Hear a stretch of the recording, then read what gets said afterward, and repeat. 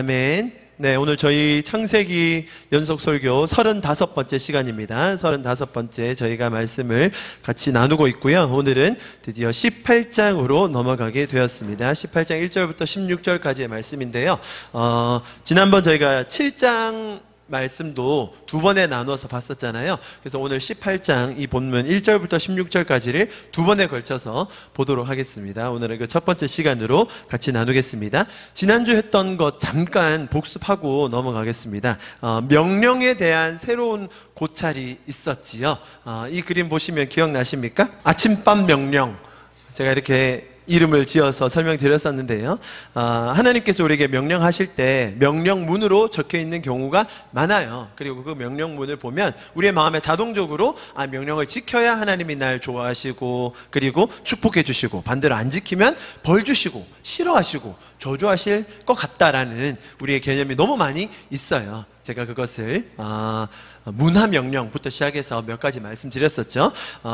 어머니가 자녀에게 아침밥을 먹어라, 먹고 가라, 너무 자식 안 먹으면 혼낼 거야 라고 말했다고 한들 그 아침밥을 먹으라는 그 어머니의 마음은 분명히 사랑하는 관계, 누구보다 그 자녀를 가장 잘 알고 그 자녀가 잘 되기를 바라고 자녀가 이 밥을 꼭 먹어야 학교 생활이 더 좋을 거다라는 걸 아는 부모님께서 하신 말씀이라는 거예요. 그래서 이 말을 했을 때는 이것을 아침밤 명령으로 받을 것이 아니라 어머니와 나의 관계에서 기반한 어머니의 마음을 알아야 된다는 것이죠. 그래서 이 아침밥을 먹었을 때 어떤 결과가 나온다고요? 힘이 나고 집중력이 생기고 친구들과 재밌게 논다. 안 먹었을 때 어떤 결과가 와요? 힘이 없고 체육 시간에 넘어질 수도 있고 집중도 안 된다. 자, 보십시오. 이 명령이라는 것이 주어졌을 때 이 명령대로 살 경우 어떤 결과가 온다고요? 이런 결과가 와요. 자, 이 결과는 하나님이 일부러 세팅해서 이걸 지켜야만 복 줘야지, 안 지키면 넘어지게 해야지 라고 하신 것이 아니라 하나님, 우리를 가장 잘 아시고 우리의 상황을 가장 잘 아시는 하나님께서 이 말씀을 주신 거예요. 우리가 하나님을 신뢰하고 사랑하고 그분을 따르고자 하는 마음으로 지키며 살면 이런 유익한 것들이 나에게 오는 거죠. 반대로 지키지 않으면 어때요? 죄의 결과가 오는 거예요. 그런데 우리는 이것을 너무나 편협하게 생각해서 지켜야 복을 받고 안 지키면 하나님께 저주를 받는다라고 생각한다는 거예요. 그렇게 할 경우 하나님에 대한 오해가 너무 많이 쌓이게 되죠. 제가 그것을 좀 설명드렸습니다. 하나님은 너무나 인격적이시고 인격적인 관계를 원하시고 인격적인 스토리들을 쌓아가시는 놀라운 하나님이십니다. 그리고 지난주에 본문을 통해서 감추어졌던 13년의 비밀을 저희가 살펴봤었죠. 아무도 포기하지 않으시는 하나님을 저희가 함께 보았습니다. 엑스트라 같이 보이는 사람도, 심지어 악인이라 할지라도, 혹은 사람의 눈으로 볼 때는 쓸모없어 보이는 그런 사람이라 할지라도 하나님은 그 누구라도 포기하지 않으십니다. 하나님은 모든 사람이 구원에 이르기를 원하십니다. 아멘. 이런 과정을 통해서 우리는 하나님에 대한 오해와 편견을 새롭게 하는 과정 속에 있습니다. 우리가 너무나 많은 오해를 가지고 있었습니다. 교회에 대한 오해, 사역에 대한 오해, 사역자에 대한 오해, 하나님에 대한 오해를 너무나 많이 가지고 있었어요. 교회는 일하는 곳, 사역은 해야 인정받고 안 하면 찝찝한 것, 사역자는 하나님 다음으로 높으신 분, 또 하나님은 항상 화나 계시고 뭔가 두려움의 대상인 분 아니라는 거죠.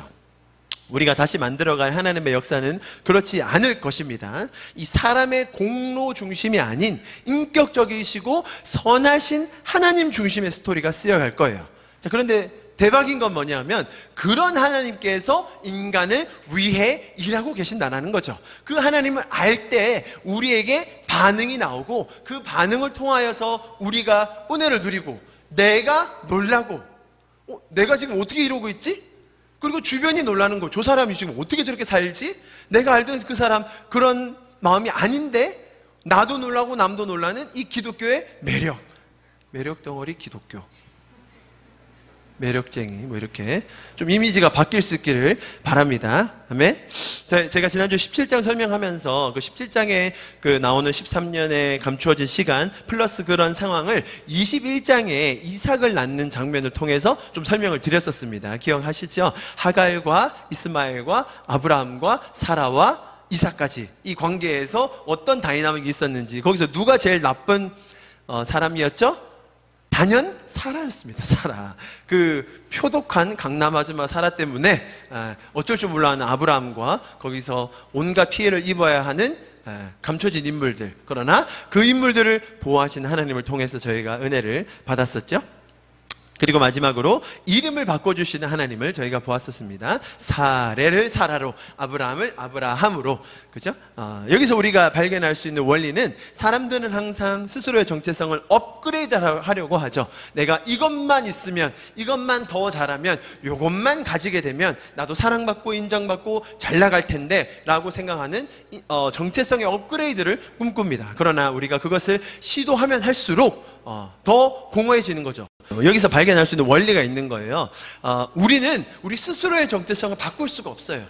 우리는 스스로 구원을 이루어낼 수가 없어요. 우리는 은혜를 우리의 힘으로 쟁취할 수가 없는 거예요. 그렇기 때문에 우리는 하나님을 바라고 기다리고 그분의 선하심과 성품을 믿고 신앙생활을 하는 것입니다. 잘 들어보십시오. 여러분, 우리가 더 열심히, 더 신실하게, 거룩하게, 간절히 하면 뭔가 얻어지는 겁니까? 그런 경우가 너무 많아요. 잘 보세요. 더 열심히 해야 은혜를 받는다. 더 신실하게 해야 축복을 받는다. 더 거룩하게 살아야 영권을 받는다. 더 간절히 하면 은사를 받는다.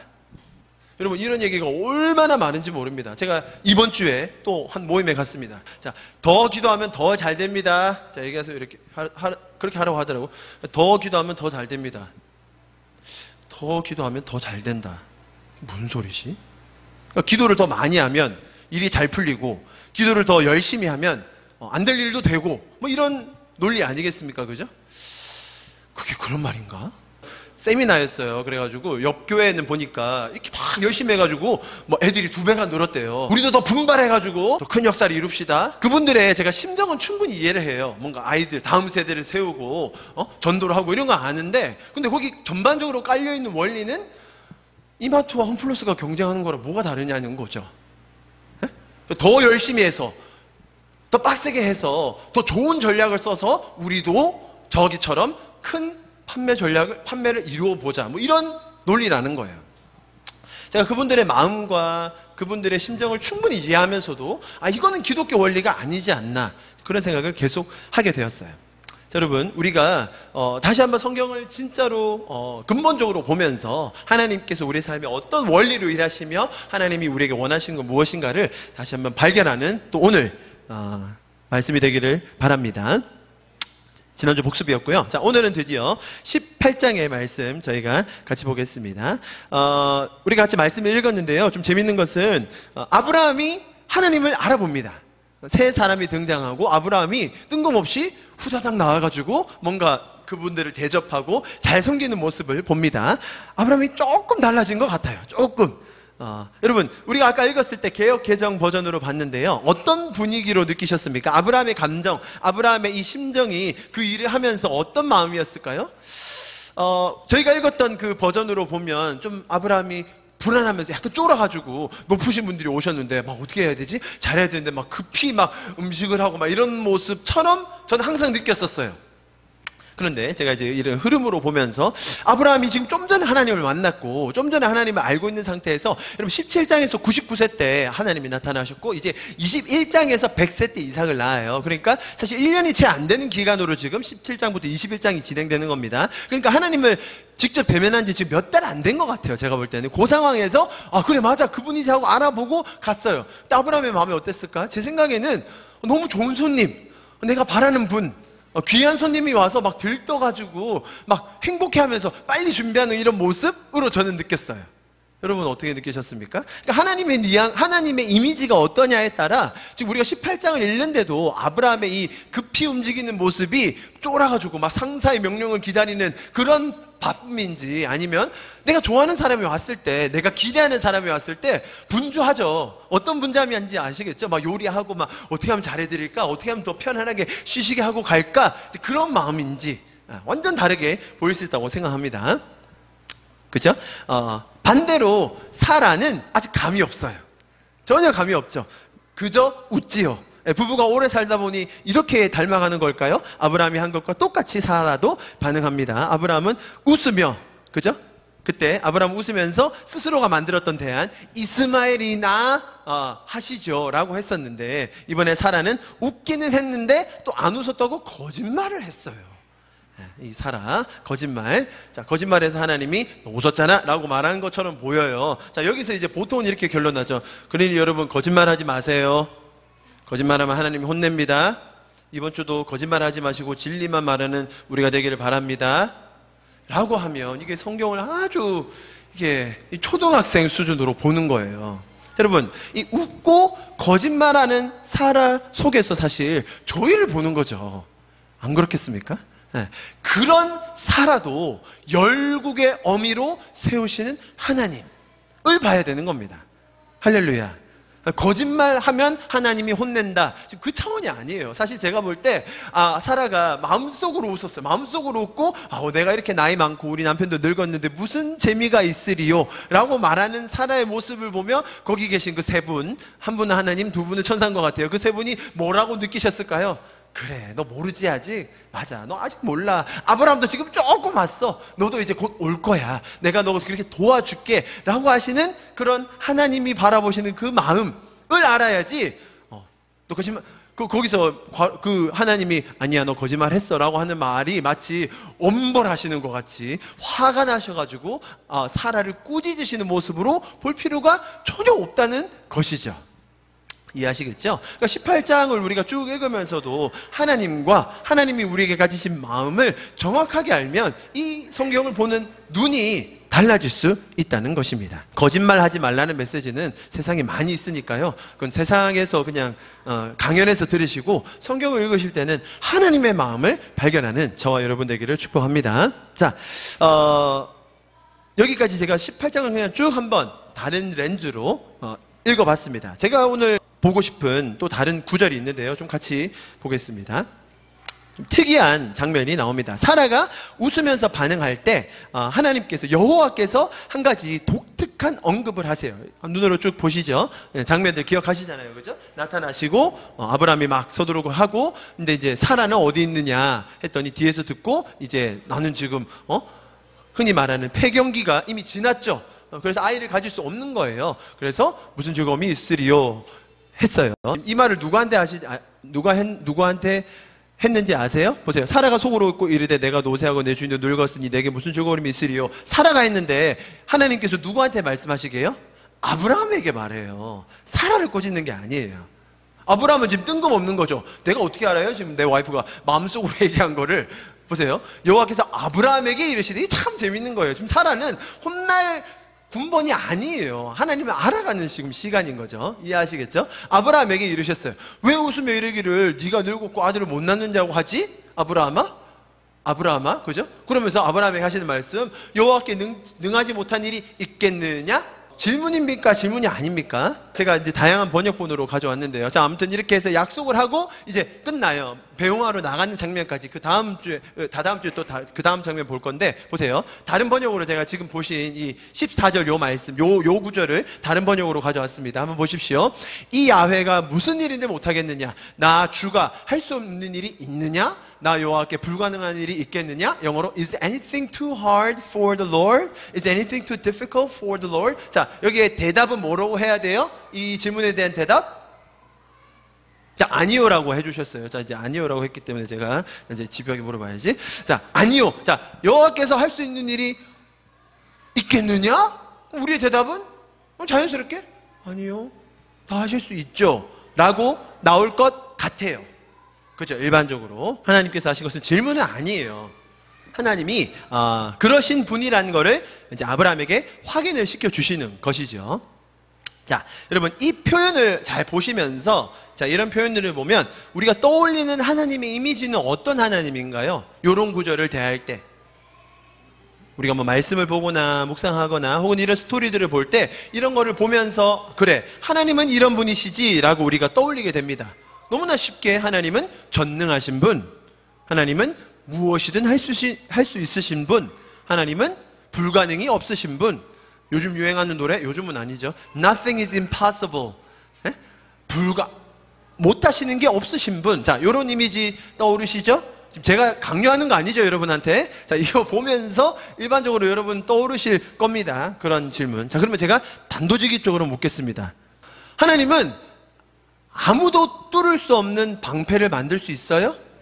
자, 그걸 왜 만들어요라고 이렇게 따지지 마시고요. 제가 yes or no라고 지금 너무 이렇게 한 단계 더 넘어가지 마시고, 자, 아무도 뚫을 수 없는 방패를 만들 수 있다, 없다?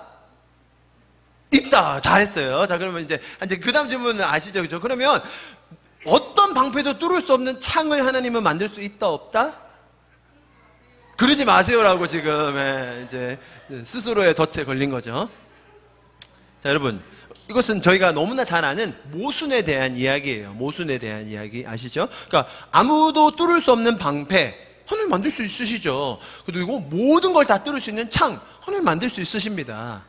누구도 들을 수 없는 큰 뭐라고 할까요? 금속 하나님 만들 수 있으시겠죠. 하나님이 그거 드실 수 있어야 되나요? 못 드셔야 되나요?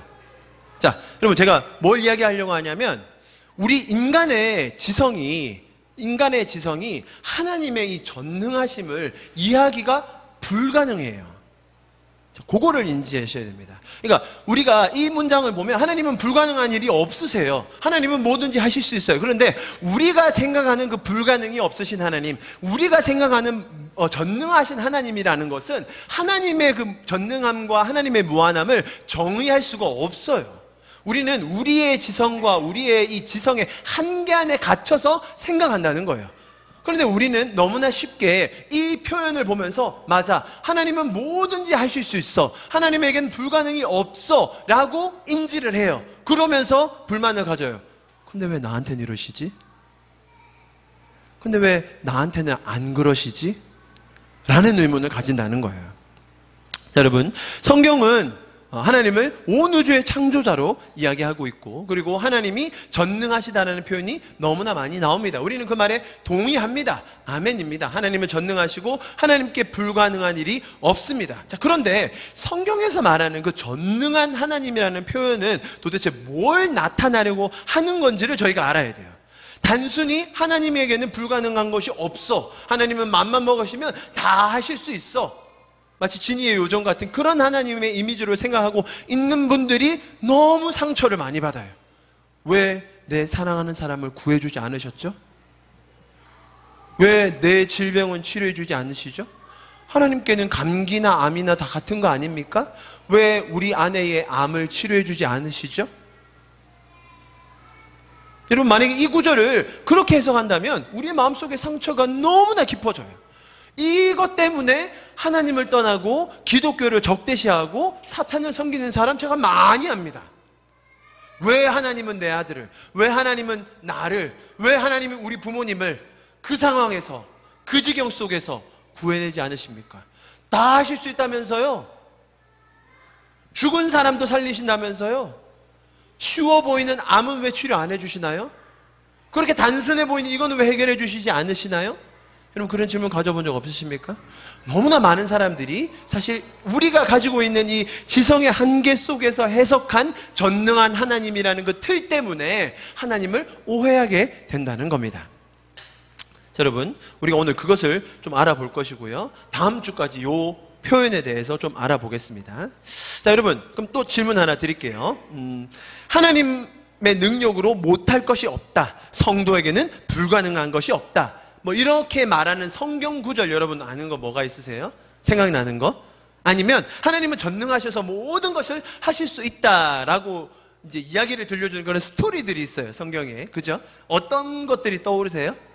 무리를 걸으시는, 이제 무리를 걷는 게 예수님도 걸으셨고 베드로도 걸었어요. 그죠? 오케이, 좋습니다. 아주 좋은 장면이에요. 그러니까 물 위를 걷는 저 장면 때문에 40일 금식하시고 내려오시다가 이게 구덩이에 빠지신 분 많아요. 40일 금식하고 나니까 엄청 충만해가지고 물이 있는 거야. 나 걸어볼래 하면서 이렇게 빠지신 분들이 아주 많아요. 또 어떤 장면? 네?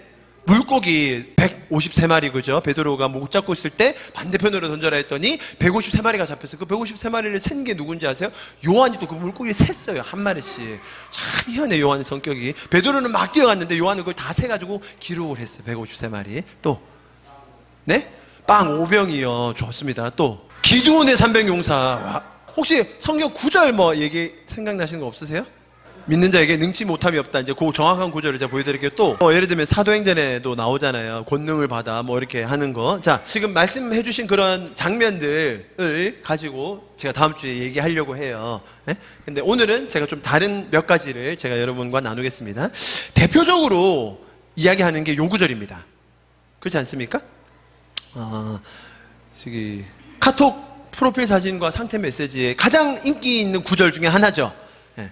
제가 찾아봐도 아마 두세 명 나올걸요? 요 구절 딱 적어 놓으신 분들 제법 있습니다. 좀 이제 신실하신 분들이라고 하면 요 구절 많이 띄워 놓죠. 이 구절 읽어보시면, 내게 능력 주시는, 보세요. 내게 능력을 주시는 자 안에서 내가 모든 것을 할 수 있다. 자, 아까 우리 창세기에서 읽었던 내게 불가능한 것이 있겠느냐. 나는 다 가능하다. 그리고 여기서 모든 것을 할 수 있다라고 했기 때문에, 자, 요 구절만 딱 보면, 와, 기독교에는 하나님이 나에게 능력만 주신다면 나에게 불가능한 게 없구나. 나는 갑자기 왜 초사이어인이 생각나? 초사이어인이구나. 난 다 할 수 있구나. 내가 맘먹은 거는 그분의 능력만 받으면 다 할 수 있구나 라고 이해하기 쉬운 구절이죠. 과연 그럴까요? 자, 능력만 받으면, 능력 받으려면 어떻게 해야 돼요? 보통 이제 기도와 금식을 하시죠. 능력을 받으려고.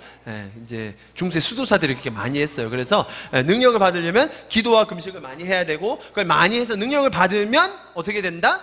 교회 건축도 가능하고, 능력만 받으면 질병 치유가 되고, 그리고 열심히 작전 기도를 하면 대학 입시도 성공할 수 있고, 그죠? 금식을 오래 하면 결혼 대상자도 만나고.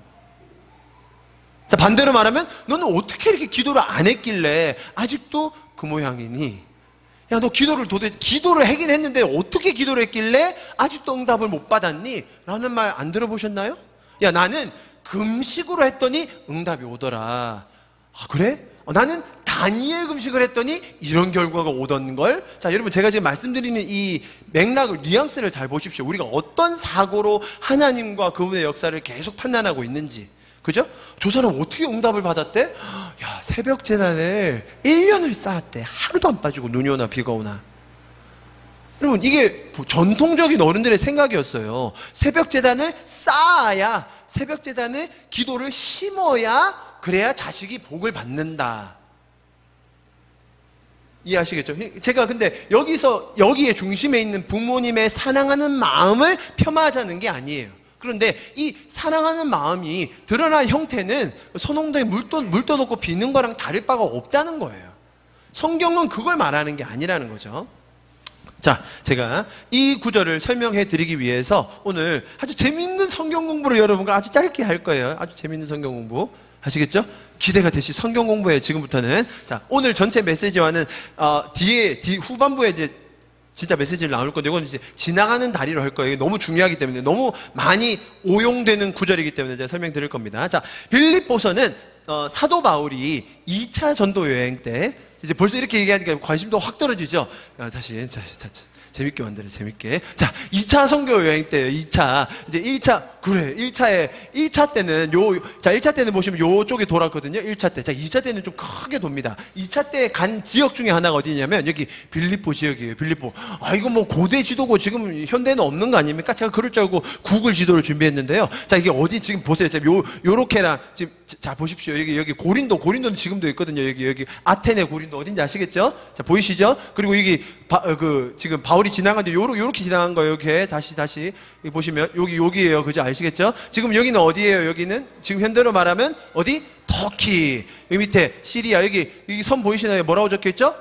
키프로스. 영어로는 사이프러스라고 돼 있어요. 그때 이제 1차 전도여행 때 여기 간 거예요. 바울이. 이해하시겠죠? 자, 지금 뜬구름 잡는 거 얘기하는 거 아닙니다. 아시겠죠? 바울이 2차 전도여행 때 요렇게 돈 거예요. 여기 지금 시리아, 여기 요르단, 이스라엘 있잖아요. 요렇게 해가지고 쭉 이렇게 해가지고 요렇게 건너가지고 이렇게 다시 돌아온 거예요. 그때 2000년 전에 배 타고. 대단해요. 아시겠죠? 자, 그때 빌립보라는 지역을 들렀는데, 빌립보 지역에 들렀던 그 교회에 쓴 편지가 빌립보서예요. 이해하시겠죠?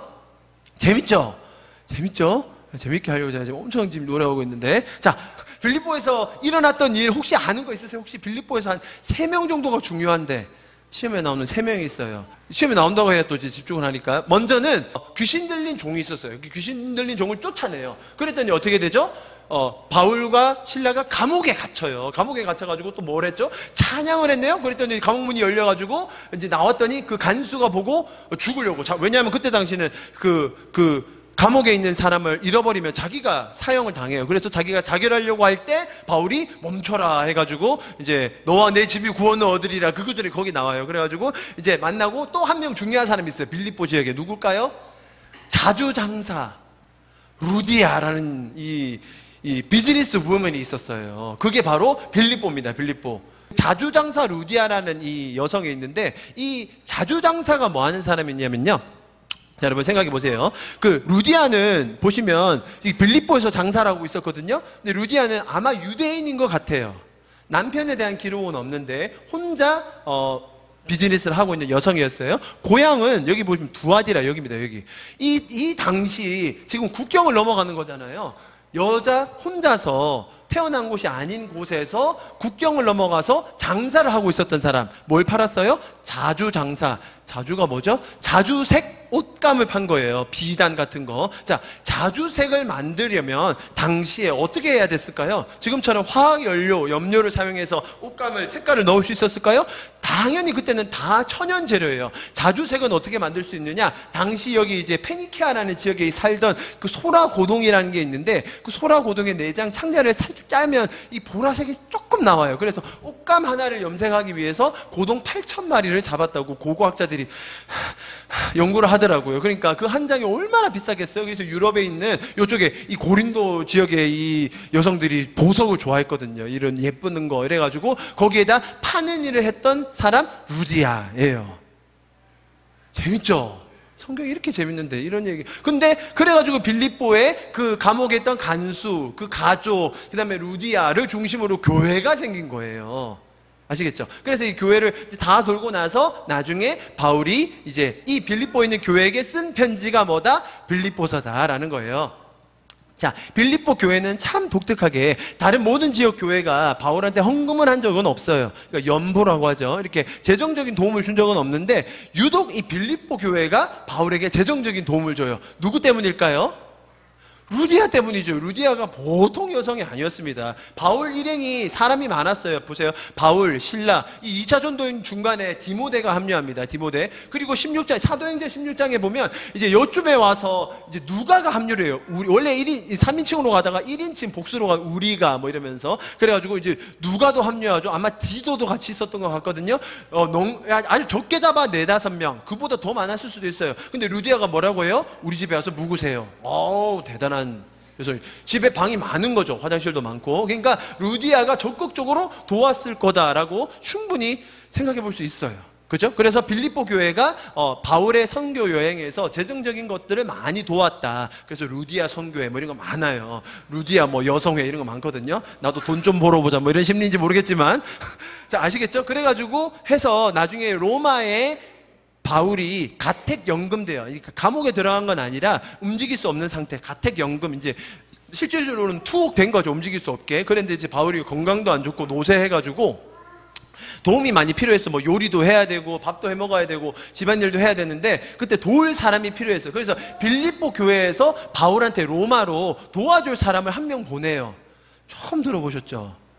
성경에 이런 얘기가 있는데 그 사람 이름이 하여 에바브로디도. 들어보셨어요? 에바브로디도라는 사람이 있어요. 근데 웃긴 게 뭐냐면 빌립보에서 보냈어요. 에바브로디도를 바울한테 도와주러 가서 이제 어르신 좀 도와드리고 뭐 세탁도 도와드리고 좀 이렇게 도와라 했는데 에바브로디도가 가다가 힘들어가지고 그 로마에서 죽을 뻔해요. 바울이랑 같이 있다가 에바브로디도가 거의 다 죽어가는 거야. 이제 바울 입장에서는 되게 맘졸이죠. 도와주라고 보냈는데 얘가 와서 죽고 있네. 그러니까 자기가 수발을 들어야 돼가지고 이건 지금 보내지 말았어야지 뭐 이런 상황. 이런 얘기가 성경에 나올까 안 나올까요? 다 나와요, 여러분. 처음 들어보시죠. 얼마나 재밌는데. 자, 그런 상황에서 이제 바울이 빌립보 교회에게 편지를 쓰면서 얘기하는데, 빌립보 교회는 다른 여기 있는 많은 이제 바울이 들렀던 교회들과는 달리 문제가 아주 적었어요. 여러분 고린도의 교회 문제 아시죠? 뭐 그 다음에 또 기회 되면 얘기하겠지만 난리도 아니었습니다. 뭐 입에 담지 못할 문제가 많았는데 빌립보 교회는 딱 한 문제 정도? 그 누구냐면 유오디아와 순두계 이 두 자매가 있었는데 둘이가 싸웠나 봐요. 그런 얘기가 나와요. 성경에 이렇게 나와요. 4장 2절에 유오디아와 순두계 두 사람에게 권합니다. 주님 안에서 사이좋게 지내십시오. 자, 이렇게 나와요. 무슨 뜻이겠어요? 사이가 안 좋았어요. 둘이가 리더십인데 맨날 싸웠던 것 같아요. 뭐 이런 문제 정도가 있었고, 자, 그 다음에 바울이 무슨 얘기를 하냐면 재정적인 얘기를 해요. 너희가 나를 재정적으로 도와줬다. 너희만 도와줬다. 참 고맙다. 그런데 내가 내 자신에 대해서 얘기할 건데 나는 그리스도 안에 있는 자로 이러이러한 풍성함을 누리고 있고 너희가 에바브로디도 편에 보낸 것들을 통해 내가 풍성함을 누렸고 너무 고맙다 라고 이야기를 하면서 이제 이야기하는 장면이 나와요. 그것이 오늘 우리가 읽었던 내게 능력 주시는 자 안에서 내가 모든 것을 할 수 있느니라. 자, 이제 그 구절이 나오는데 그 구절이 뭘 말하려는 건지를 알아야 된다는 거예요. 능력 주시면 내가 질병도 치유하고 관계도 회복하고 대학 입시도 붙고 말이에요. 건축도 하고 지금 그 얘기를 하는 것이 아니라 바울이 하고 싶은 얘기가 있다는 거예요. 자, 보십시오. 제가 읽어볼게요. 여러분이 나에 대해 관심을 갖게 되어 나는 주님 안에서 크게 기뻐합니다. 여러분이 물질로 나를 돕겠다는 생각을 가지고 있었지만 그럴 기회가 없었습니다. 나중엔 도와요. 내가 가난하기 때문에 이런 말 하는 것이 아닙니다. 자, 제가 지금 다른 번역으로 지금 보여드려 쉽게 읽으실 수 있도록 나는, 잘 들어보세요. 나는 어떤 형편에서도 스스로 만족하는 법을 배웠어요. 아시죠? 지금 뭔 말을 하는지 아시죠? 내가 가난할 때도 부유할 때도 헌금을 받아서 좀 돈이 있을 때도 재정이 없을 때도 나는 만족하는 법을 배웠어요. 그게 내가 선교 여행을 하면서 배운 거예요. 자, 그러면서 뭐라고 해요? 나는 어떤 형편은 스스로 만족하는 법을 배웠습니다. 나는 가난하게 사는 법도 알고 부유하게 사는 법도 압니다. 배가 부르건 고프건 부유하게 살건 가난하게 살건 그 어떤 경우에도 스스로 만족하게 생각하는 비결을 배웠습니다. 이게 그리스도 안에서 주시는 능력 아니겠습니까? 자, 그 다음 나오는 장면이 뭐예요? 나에게 능력 주시는 분 안에서 나는 모든 것을 할 수 있습니다. 자, 이게 무슨 뜻이겠어요? 이 흐름으로 볼 때 지금 13절이 말하는 게 무슨 뜻입니까? 자, 이 13절은 질병의 치유, 관계의 회복, 교회 건축, 대학 입시, 사업 성공이 아니라는 거예요. 네? 바울이 내가 재정이 없을 때 감사하면서 또 그거 가지고 살 수 있는 법을 배웠고, 내가 재정이 많을 때 또 그거 가지고 살면서 나누는 법, 내가 가난할 때, 부유할 때, 배고플 때, 배부를 때 그 방법을, 일체의 방법을, 비결을 내가 배웠노라. 그래서 저는요, 제게 능력을 주시는 그 하나님 안에서 저는 제가 가난할 때나 부유할 때나 배고플 때나 배부를 때나 모든 일을 주님이 주신 그 사역을 감당할 수 있는 제가 그 능력을 가지고 있어요. 이해되시죠? 그 얘기예요. 네? 그러니까 이 모든 것을 할 수 있다는 말이 우리가 생각하는 그런 세상의 모든 일을 할 수 있다는 게 아니라 내가 그리스도께서 나에게 능력을 주심으로 말미암아 내가 월급이 끊겨도 또 보너스를 받아도 어떤 상황에서도 그 일을 감당할 수 있게 되었습니다. 할렐루야. 이 얘기를 한다는 거예요. 사실 그래서 23절은 월급에 대한 이야기예요. 그래요. 월급이 내가 많이 들어올 때 섬기며 베풀며 잘 사는 법을 알고 있고, 월급이 끊겨도 지금 우리 상황에서 얘기하는 거예요. 재정이 없을 때에도 저는 하나님의 능력으로 살 수 있는, 감사할 수 있는 능력을 배웠어요. 그래서 저는 내게 능력 주시는 분 안에서 제가 돈이 있을 때든 없을 때든 잘 삽니다. 걱정하지 마세요. 라는 이야기를 한다는 거예요. 뒤까지 읽어볼게요. 그러나 여러분이 어려움을 당하고 있는 나를 도와준 것은 참 잘한 일이었습니다. 빌립보 사람 여러분도 잘 알고 있겠지만 내가 기쁜 소식을 전하던 초기에 마케도니아를 떠나 서로 도움을 주고 받은 교회는 여러분밖에 없습니다. 아까 제가 설명드렸죠, 그죠? 그리고 제가 데살로니가 있을 때도 여러분은 한두 차례 나에게 필요한 것을 보냈습니다, 그죠? 헌금을 계속 보냈다는 거죠. 내가 선물을 바라는 것이 아니라 오히려 여러분에게 유익이 돌아가기를 바랍니다. 난 여러분에게 모든 것을 받아 능력합니다. 여러분이 에바브로디도 편에 이제 이 사람 와서 자기가 아프긴 했지만 보낸 것을 받아 풍족하게 살고 있습니다. 여러분이 보낸 선물 아무리 기쁘신 향기로운 제물입니다. 나의 하나님의 그리스도 예수를 통해 영광 가운데 그 풍성함으로 여러분에게 필요한 모든 것을 채워주실 것입니다. 하나님 우리 아버지께 길이길이 영광이 기를 바랍니다. 아멘. 아주 중요한 구절이라 설명을 드린 겁니다. 빌립보서 4장에 나오는 내게 능력 주신 자 안에서 내가 모든 것을 할 수 있느니라, 이 이야기는 우리가 흔히 생각하는 그런 맥락은 아니다라는 거죠. 이해하셨죠? 네. 자, 요거를 우리가 사실 뭐 이렇게 얘기하면 별로 은혜는 안 돼요. 뭐 그래서 어쩐다는 거예요. 그래서 뭐 하나님 아무것도 안 해주신다는 얘기야, 뭐 이런, 사실 요것만 얘기하고 설교를 마치자면 참 은혜가 안 되는 설교라서 요거는 이제 제가 지나가는 곁다리로 얘기한 겁니다. 자, 오늘의 본론 메시지, 이제 드디어 본론 메시지로. 그럼에도 불구하고 하나님은 기적을 일으키시는 분이십니다. 자, 요 구절은 그런 맥락은 아니었습니다만 우리가 성경 전체에서 볼 때 하나님은 우리의 삶 가운데 기적을 일으키시는 분이십니다. 기독교 신앙함에 있어서 초자연적인 현상이라는 것은 당연한 겁니다. 우리 피조물인 인간과 창조주인 하나님을 바라볼 때 이 사이에 오는 이 간극을 사실은 우리가 과학으로, 이성으로, 합리적인 지성으로 설명할 수가 없습니다. 그래서 우리는 이 차이에서 발생하는 그런 현상을 초자연적인 현상, 기적이라고 부를 때가 많습니다. 당연히 우리 기독교 신앙에는 기적이 있을 수밖에 없고 많이 있는 것입니다. 여러분, 저희가 특별히 선교를 많이 하는 교회로서 선교지에서 일하는 기적은 말도 못합니다. 귀신 눈으로 보신 적 있으십니까? 귀신 쫓아보신 적 있으십니까? 감옥에 갇혔다가 갇혀보신 적 있으십니까? 지금까지는 제가 경험한 겁니다. 저도 다 그렇게 해봤어요. 구치소, 감옥이라기보다는 중국에서 제가 경찰서에 잡혀가지고 들어갔었죠, 감옥에. 그러다가 또 하나님이 기적적으로 풀어주셨습니다. 할렐루야. 기적적으로 제가 풀려났죠. 그런 것뿐이겠습니까? 죽은 사람이 살아납니다, 여러분. 선교지에서 없던 다리가 생깁니다. 그래서 다리라 하면 브릿지도 되고 레그도 돼요. 진짜로 그런 적이 있었어요. 막 엄청 오지 산골에 갇혔는데 막 길이 없어서 막 못 나오고 있는데 다리가 있어서 건너왔다는. 근데 현주민 어떻게 왔어요? 했더니 다리가 있어서 건너왔는데요. 근데 그 현지 주민들이 다리가 없는데요? 뭐 이런 스토리들 많아요. 없던 다리가 막 길어지고, 이게 아프리카에서는요, 다리가 이게 굽었었는데 펴지는 거는 기적으로 안 쳐주고요. 없었는데 자랐다. 이러면, 이제 앞으로 나와서 간증하세요. 이런 수준이에요. 기적이 일어납니다. 할렐루야. 네, 하나님은 기적을 일으키십니다. 자, 그런데 문제가 있죠. 제가 아까 말씀드렸던 대로 왜 나에게는 안 생길까? 간절히 기도했는데 왜 이루어지지 않을까? 이런 간증들이 너무 많아요. 이것만 이루어 주시면, 이것만 해결해 주시면 내가 다 할 거라고 약속까지 하는데 왜 안 들어주실까? 그런데 또 다른 문제는 뭐냐면 다른 어떤 사람의 기도는 들어주신다는 거예요. 그런 사람들이 나와서 간증을 해요. 암이 치유되고 병원에서 포기한 불치병이 치유를 받고 망한 사업이 다시 일어나고 수많은 간증들을 합니다. 여러분, 하나님은 다 하실 수 있는 겁니까? 못 하시는 겁니까? 아니면 나한테만 그런 일이 일어나지 않는 겁니까? 자, 이런 맥락이 생기면요, 어떤 결과를 사람들이 갖게 되냐면, 내 기도가 부족했나? 내가 믿음이 없었나? 내가 뭘 잘못했나? 내가 하나님께 뭘 덜 갖다 바쳤나? 이런 생각을 자꾸 하게 된다는 거예요. 아시겠죠? 왜? 앞에 나와서 간증한 사람들이 제가 말이에요, 암 말기 선고를 받았는데 그때부터 기도원에 들어가서 믿음으로 이렇게 했더니 결국 제가 치유받았습니다. 할렐루야. 자, 그런 일 한번 겪은 사람은 전국 투어합니다. 네. 그리고 다 사람들이 불러요. 네. 사업 쫄딱 망해 있다가 아시죠? 그런 스토리들 이렇게 해가지고 제가 하나님의 그 부르심을 무시하고 살다가 이제 신학교를 갔더니 하나님이 사업을 번창하게 하셔가지고 제가 지금 이 자리에 있는 거 아니겠습니까? 이런 간증이 너무 많아요. 그런 간증을 듣다 보니 그런 일이 일어나지 않는 나를 비춰볼 때 나는 뭘 잘못하고 있지? 나는 뭘 더 해야 되지? 이런 생각을 감출 수가 없다는 거예요.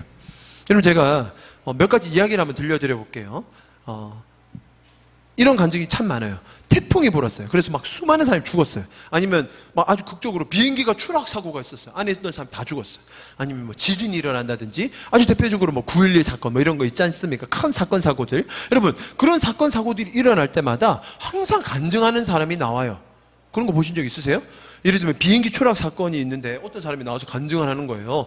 그날이 원래 주일이었는데 내가 가족들하고 여행을 가려고 했는데 근데 가다가 접촉사고가 난 거예요. 그래가지고 이런 일이 불평하면서 하고 있는데 그 비행기가 추락한 거예요. 다 죽었어. 그럼 그 사람 입장은 어떻겠어요? 하나님이 나를 일부러 접촉사고 나게 하셔가지고 내 생명을 구해주셨다. 하나님 잘 믿으면 사고도 면하게 해주신다. 결론이 그렇게 가요. 잘 들어보세요, 여러분. 그래서 그 사람들은 스스로가 마치 믿음의 영웅인 양 나와서 간증을 해요. 하나님 잘 믿는 우리 가정을 이렇게 지켜주셨구나, 보호해 주셨구나. 그러면 질문이 생기죠. 거기서 살아남지 못한 사람 중에는 예수님 잘 믿는 사람은 없었을까요? 반대로 예수님 안 믿는 사람은 다 죽어도 되는 겁니까? 하나님의 성품이 아닌 거예요. 마치 누군가의 신앙과 믿음의 수준의 차이에 따라 보호해 주심과 내버려 두심에 차이가 발생해야 되는 겁니까? 제가 이번 주에 지난주인가요? 설교를 들었어요. 라디오에서 그냥 지나가는 설교를 들었는데, 뭐 우리가 이름만 되면 다 아는 목사님이에요. 그 목사님 이렇게 설교하시더라고요. 일본에 태풍이 자주 가요. 그죠? 일본으로. 이렇게 태풍의 경로가 항상 일본으로 가요. 항상 한국으로 오려고 하다가 제주도 스치고 이제 일본으로 가요. 그죠? 항상 그래요. 자, 하나님이 왜 그렇게 하시는지 아세요? 믿는 우리 민족을 보호하시는 거예요. 하나님께서 택하신 믿는 한국 사람들을 보호하시기 위해서 태풍을 일본으로 비켜가시게 하는 겁니다. 일본한테 좀 미안해요. 제가 어떤 맥락에서 설교를 하셨는지 다는 듣지 못했지만 그 대목은 들었어요. 일본에게 참 미안합니다. 믿는 사람에게 복을 주시고 믿는 민족을 보호해 주신다. 잘 생각해 보십시오, 여러분. 예수님 믿고 잘 안 된 나라가 있는지, 미국, 유럽, 이제 한국까지 모두가 신앙을 받아들이고 하나님을 믿으면서 잘된 나라들 아니겠습니까? 예수님을 믿어야 나라가 복을 받고 가정이 복을 받는 겁니다. 할렐루야. 여러분, 이런 설교를 우리는 지난 50년 동안 들어왔어요. 그리고 실제로 그런 것 같아요. 얼핏 보면. 그럼 여러분, 반대로 한번 질문해 보자는 거죠. 일본에는 신실한 사람이 없나요?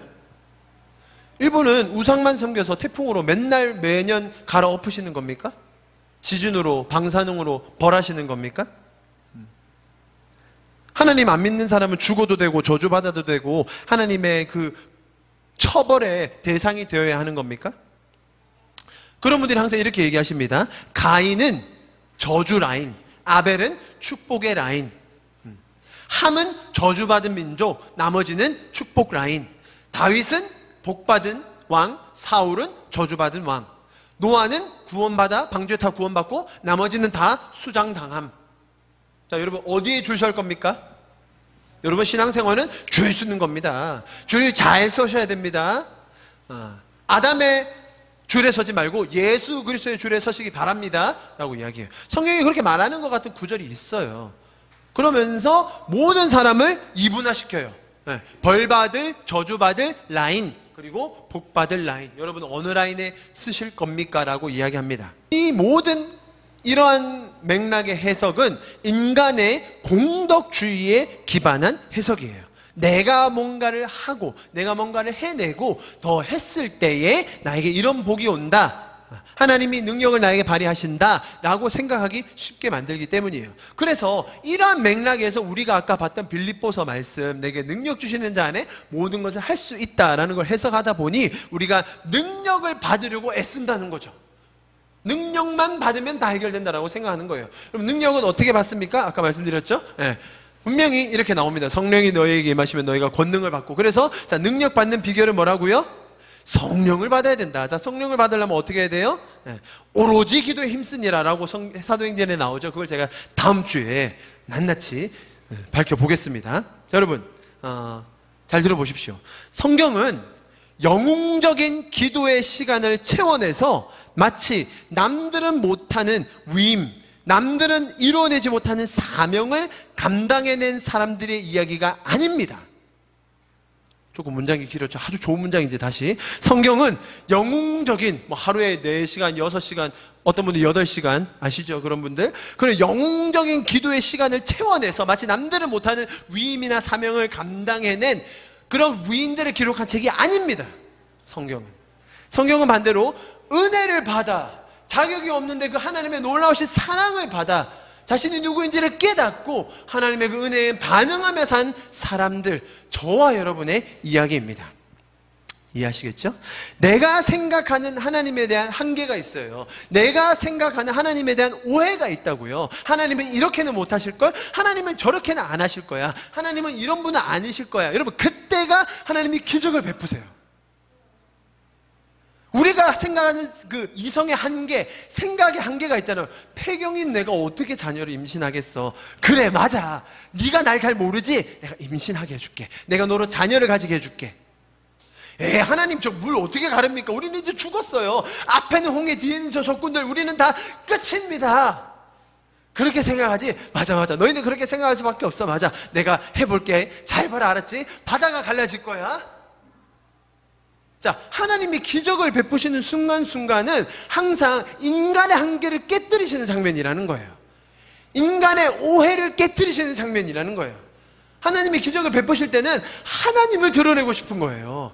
하나님의 성품을 알려주고 싶은 거예요. 예수님이 기적을 베푸실 때마다 하시는 말씀, 이거를 통해서, 이거 아무것도 아니거든? 이거는 사실 너의 삶 바꾸지 않아. 이거 가지고 너희가 변화되지 않아. 이거 해봤자 너희 다시 도로 돌아갈 거야. 그런데 내가 이거 보여줄게. 왜? 내가 하나님의 아들이라고. 내가 하나님의 아들이라고. 그거 좀 알아라. 너희가 이렇게 될지 상상도 못했지? 봐라. 내가 하나님의 아들이다. 지금 그 얘기 하신다는 거죠. 그럼 진짜 재밌는 건 뭐냐면 반대로 기적이 일어나면 사람이 믿을 것 같으세요? 그것을 여실히 보여주는 게 성경입니다. 구약에 날마다 기적을 경험한, 눈 뜨면 만나가 깔려있고, 구름 기둥, 저게 뭐지? 아빠 저게 뭐예요? 몰라, 그냥 맨날 있었어. 구름 기둥이 가면 가고, 밤 되면 불 기둥이 나와서 사람들을 따뜻하게 해주고. 여러분 그 광야에서 그 불 기둥이 없으면 추워요. 정말 추운 것입니다. 낮에 구름 기둥이 없으면 더워서 못 삽니다. 그런데 하나님이 가려주시고 보호해주시고 인도해주시고 먹을 거 주셨던 그곳, 여러분 매일 기적을 40년 동안 하루도 빠짐없이 경험했던 그들, 하나님을 믿는 믿음 이만큼이라도 있었습니까? 신약에서 예수님이 베푸셨던 기적을 경험한 그 많은 사람들, 예수님께서 십자가에 돌아가시고 죽으셨을 때 한 명이라도 남았습니까? 우리가 그걸 기억해야 합니다. 그럼 진짜 웃긴 게 있어요. 기적을 우리가 이야기할 때 꼭 기억해야 될 게 있어요. 우리가 생각하는 기적은 항상 한계가 있어요. 대표적인 얘기 제가 두 개만 들어볼게요. 먼저 맹인이 눈을 뜬 사건, 성경에 나오죠, 그죠? 맹인이 눈을 떴어요. 여러분 맹인 입장에서 한번 생각해 보십시오. 맹인은 항상 이런 생각을 가지고 있는데, 내가 눈만 뜨면 나도 좋은 대학 갈 수 있을 텐데, 나도 눈만 뜨면 좋은 이성교제 할 수 있을 텐데, 내가 눈만 떴으면 직장도 가고 결혼도 하고 정말 행복한 인생을 살 텐데, 내가 눈만 뜨면 내 자아에 대한 정체성과 내 인생의 목적을 알 수 있을 텐데, 내가 이놈의 눈 때문에 못한다. 눈을 떴어요, 여러분. 자, 그 사람 눈을 떴어요. 자, 이제 여러분이 얘기해 주세요. 자, 눈을 떠서 이제 어떻게 됐냐면, 이제 뭐 엄청난 사람이 된 거 아니라 이제 저와 여러분처럼 된 거예요. 자, 눈을 뜬 여러분 대답해 주십시오. 자, 눈만 뜨면 시험을 잘 칠 수 있는 거죠? 눈만 뜨고 있으면 어떤 대학이든 여러분 다 가실 수 있는 거죠? 아닙니까? 눈만 뜨고 있으면 남자친구, 여자친구는 그냥 따놓은 당상인가요? 자, 여러분, 그 눈 뜬 맹인이 그 뒤에 성경에 기록은 없는데요. 직장이 안 잡혀서 아주 힘들어 했답니다. 더 극단적인 예를 들어볼까요? 죽었다 살아난 나사로. 여러분, 나사로 입장에서 생각해 보십시오. 나사로 입장에서는 자기가 살아나는 순간, 와, 새로운 인생. 정말 제2의 인생. 말 그대로 제2의 인생. 그런 경험 하신 분들 많잖아요. 그죠? 죽다 살아난 경험. 죽어야 됐었는데 살아난 경험. 여러분, 그 경험 때문에 인생이 영원히 행복하고 영원히 만족스럽습니까? 나사로 나중에 병들어 죽었대요. 나사로가 되게 아파가지고 고생하다가 돌아가셨대요. 여러분, 제가 본인이 그런 어려운 상황에 있고, 또 본인이 그런 힘든 상황 속에서 기적을 통하여 살아나고, 또 기적을 통하여 뭔가 하나님을 경험하는 거, 그걸 폄하하자는 거 아닙니다. 정말로 개인이 그런 어려움을 겪고 있거나 개인이 또 그런 기적을 경험했을 때 그 사건이라는 것은 우리는 감히 말로 설명할 수 없는 정도의 기쁨과 혹은 반대로 아픔이 있을 것입니다. 자, 그러나 우리가 기억해야 할 것은 그 기적이 사람을 바꾸지 않습니다. 그 기적이 우리의 존재를 바꾸지 않아요. 그 기적을 통해서 내 인생의 의미가 찾아지는 것이 아닙니다. 이해하시겠습니까? 성경이 말하는 기적, 하나님의 무한하심, 전능하심이 말하고자 하는 메시지는 그 기적에 초점이 맞춰지지 않다는 거예요. 기적을 베푸십니다. 우리가 하나님을 모르는 한계 속에 갇혀 있을 때, 하나님을 오해하고 있을 때 하나님은 분명히 기적을 이루어 주실 것입니다. 그러나 그 기적이 우리의 삶의 목적이 아니라는 거죠. 그 기적을 통해서라도 하나님은 하나님을 알기를 원하셨다는 거예요. 하나님이 어떤 분인지, 하나님의 성품이 어떤지, 하나님이 우리를 향해 가지고 계신 계획이 무엇인지를 하나님은 알기를 원하셨다는 것입니다. 이해하시겠죠? 네. 성경에 나오는 기적은 하나님을 계시하기 위한 수단이 되는 것입니다. 하나님을 알지 못하는 사람들에게 하나님을 나타내 보이시는 방편이 되는 것이죠. 기적 자체가 목적이 되고, 기적 자체가 우리 인생을 변화시켜줄 무언가의 동기로 기다리는 사람이 너무나 많이 있습니다. 그런 분들이 막 기도원 찾아다니고 집회 찾아다니고 계속 그렇게 인생을 허비하게 되는 것입니다. 여러분, 오히려 하나님을 알아가고 그분과 교제하며 하나님의 마음을 더 이해하는 것이 우리의 삶을 풍성하게 하는 줄 믿습니다. 제가 말씀드렸듯이 기적이 일어나야만 해결되는 상황에 계신 분들 제가 많이 압니다. 너무 많이 계십니다. 그 상황을 해결해야만 하는 그런 갈급함 있으신 분들 너무 많이 압니다. 그럼 다시 한번 묻습니다. 하나님이 그런 힘든 상황, 어려움을 주셨습니까? 아닙니다. 인간이 하나님을 떠난 것에 대한 결과가 이러한 현상으로 나타납니다. 우리는 죄의 결과로 나타나는 현상들, 예를 들면 질병, 이별, 죽음, 고통, 좌절, 불화, 이런 것들을 겪으면서 살아야만 하고 있습니다. 그것이 세상입니다. 그러나 이런 세상의 짐을 예수 그리스도께서 지고 가셨습니다. 그리고 그 모든 상황을 가장 잘 아시는 예수님께서 우리를 위로하십니다. 여러분, 구원을 받은 우리는 지금부터 그 죄의 결과로부터 자유하여 하나님과의 교제의 풍성함 속에 살 수 있는 것입니다. 여러분 잘 들어주십시오. 그런 결과를 무조건 겪지 않을 거라는 말이 아닙니다. 하나님을 더 알아가면서 그분의 마음과 계획과 그분의 선하심을 맛보며 그 죄와 죄의 결과를 이기며 살 수 있는 거예요. 죄가 우리의 삶에 있어야만 하는 기쁨과 평화를 깨뜨렸어요. 그러나 하나님께서는 그것을 다시 회복하시고 소망으로 채워주시는 것입니다. 할렐루야. 여러분, 기적 중에 가장 위대한 기적은 하나님께서 아들을 보내셔서 막혀져 있던 그 벽, 휘장을 찢으신 기적입니다. 하나님께서 우리에게 사랑이라는 그 관계로 우리에게 자유를 주시고 우리에게 하나님의 형상으로 지으신 그 축복을 주셨던 반면 인간은 그것을 누리지 못하고 죄로 타락하여 그 죄의 결과를 겪을 수밖에 없는 상황이 되었습니다. 그러나 창조주이신 하나님께서는 그 상황은 그대로 보지 않으시고 하나님의 아들을 보내셔서 그 죄의 문제를 해결해 주신 것입니다. 그것만큼 놀라운 기적은 없으며 그것을 우리는 누리고 깨닫고 살며 나눌 수 있어야 될 줄 믿습니다. 자, 마지막으로 그럼에도 풀리지 않는 숙제가 있어요. 왜 나는 안 되죠? 왜 저 사람은 됐죠? 그 질문을 우리가 해결하기가 힘듭니다. 여러분, 성경의 원리대로 우리가 잘 본다면 그 일을 겪은 사람, 그 기적을 체험한 사람이라 할지라도 그 체험은 스스로의 공로가 절대로 아닙니다. 분명히 아시겠죠? 그 사람이 믿음이 좋아서, 그 사람이 기도를 열심히 해서, 그 사람이 헌금을 많이 심어서 그런 일이 일어났다? 성경은 그렇게 이야기하지 않습니다. 왜 저 사람은 경험했는데 왜 나는 안 됐나요? 왜 저 사람은 앞에 나와서 저렇게 마치 자기가 잘한 것처럼 간증하는데 왜 나는 경험하지 못하죠? 여러분, 그것에 대한 대답은 제가 못 드리겠어요. 저도 모르겠어요. 그것까지 제가 다 알 수는 없는 것 같아요. 하나님이 어떤 기준으로 어떤 마음으로 그렇게 하셨는지 제가 그걸 다 알 수는 없어요. 성경이 그렇게 명확하게 이야기하지 않는 것 같아요. 그러나 제가 여러분에게 이야기할 수 있는 것은 그것을 경험한 자가, 그것을 체험하고 하나님의 그 선하심을 기적으로라도 맛본 자는 다르게 간증해야 합니다. 마치 자기가 영웅인 것처럼 자신이 이룬 것처럼 간증할 수 없습니다. 비행기에서 진짜로 그런 사람 간증하는 걸 제가 봤거든요. 비행기 사고에 자기 가족만 산 거예요. 그 사람이 나와서 내가 크리스찬이라서, 내가 성도라서, 내가 지금까지 신앙생활 잘해서 구원을 받았습니다. 여러분도 예수님 믿으세요. 그렇게 하면 사람들이 정말 재수없어 할 겁니다. 그리고 그것은 성경적인 원리가 아닙니다. 잘 들어보십시오. 진짜로 그 TV에서 나와서 인터뷰를 했어요. 사실 제가 죽었어야 합니다. 저는 하나님을 압니다. 저는 구원받은 성도입니다. 저는 죽어도 괜찮습니다. 내가 죽어야 하는데, 내가 저 자리에 있어야 되는데 하나님께서 날 구해 주셨습니다. 내가 너무 송구스럽습니다. 나를 구해주셔서 감사합니다. 그러나 저 사람 대신 내가 죽었어야 되는데, 내가 저 자리에 있어야 되는데, 내가 죽었어야 되는데 나를 살려주셔서 너무 감사합니다.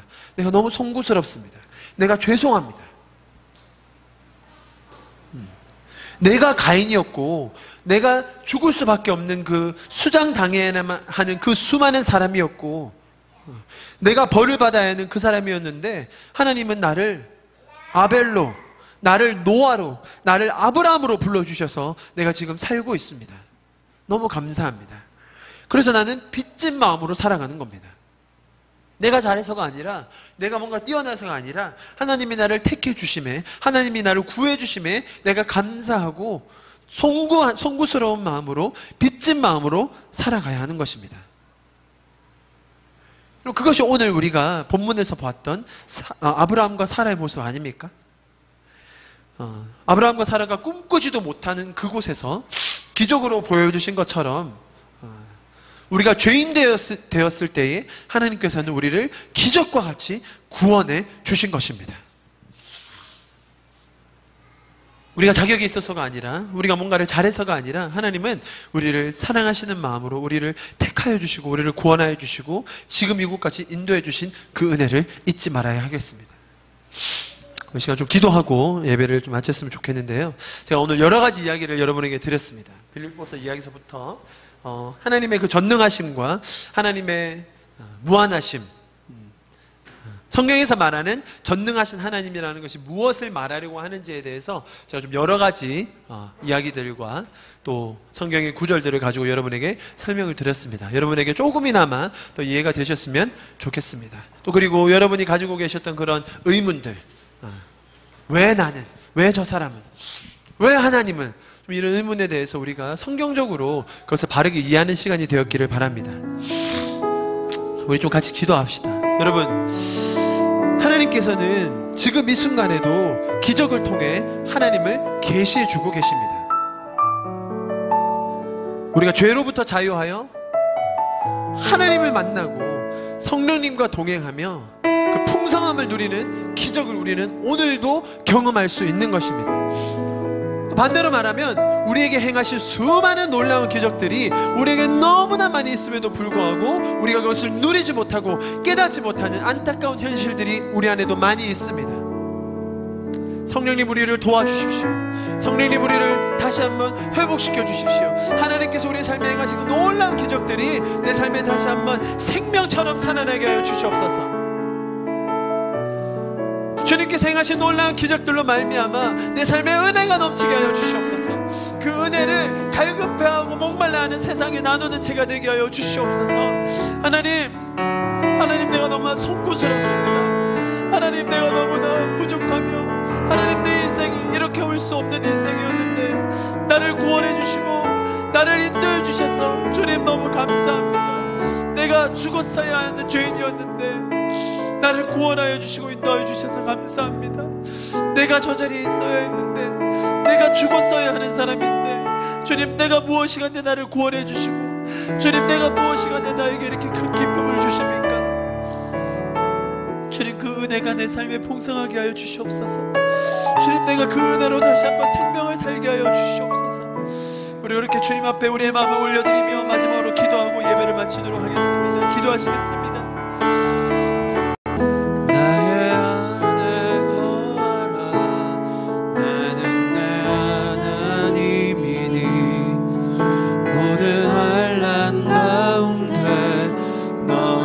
지키는 자라 두려워하지 말라. 내가 널 도와주리니 놀라지 말라. 내 손 잡아